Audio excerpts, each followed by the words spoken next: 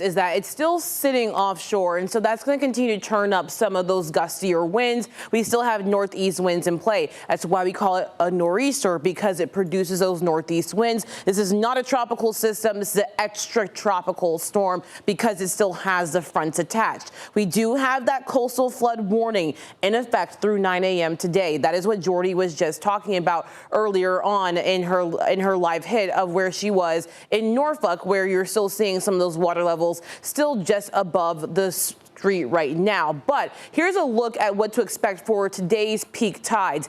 Good news is that as that low pressure system sits offshore and it continues to kind of pull away and the winds become less strong, we're going to see only minor to moderate flood stage this afternoon. Minor flood stage for Smithfield, Sewell's Point, Fort Monroe, and Yorktown. At Kipta and Lynn Haven, there at the inlet, we still will have moderate flood stage this afternoon. So be careful for our more coastal communities, but that makes sense, right? Because the nor'easter is sitting just off the coast. The strongest winds will be there near our coastal communities. And you can see where this nor'easter is. This is a lingering low pressure system that really struggled to move at all yesterday and through the course of the night, Saturday night into Sunday morning. Here's a new developed low pressure system along this same nor'easter, bringing rain up north, but we're right in the middle. So we're getting those northeast winds. It's still breezy today, but we're not getting any rain associated with those centers of low pressure. Just a couple of isolated showers this morning. We may see a few more wraparound showers later on today.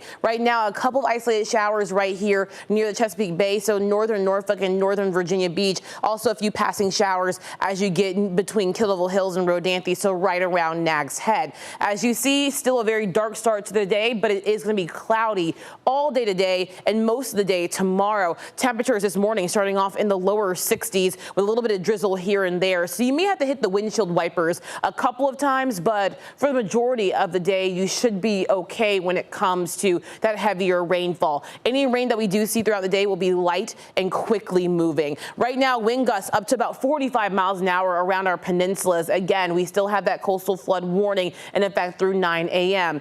Around the south side, we're talking temperatures in the upper 50s and lower 60s with wind gusts up to about 35 to 40 miles per hour. And then around northeastern North Carolina, wind gusts now a little bit calmer, around 15 to 30 miles per hour. Walking you through the rest of the day today, temperatures will be stuck in those lower to middle 60s with the cloud cover and the breezy conditions. Wind gusts area-wide today up to about 30 to 40 miles per hour. Highs today in the middle 60s. We may see a few breaks in the clouds later on today, but look at this next batch of rain about to move through parts of the peninsulas overnight tonight into the day tomorrow.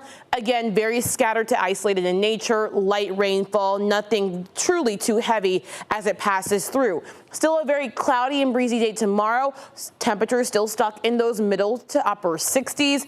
We will have the wind gusts continuing as we get into the middle of the week, and that's because we have our next cold front on the horizon. Thankfully, this cold front, though, will be a dry front, and so we won't see any rain from this front between Wednesday and Thursday, but temperatures will fall from the lower 70s on Wednesday to the middle 60s Thursday and Friday. Good news is temperatures rebound very quickly this weekend with sunshine continuing and highs in the middle 70s.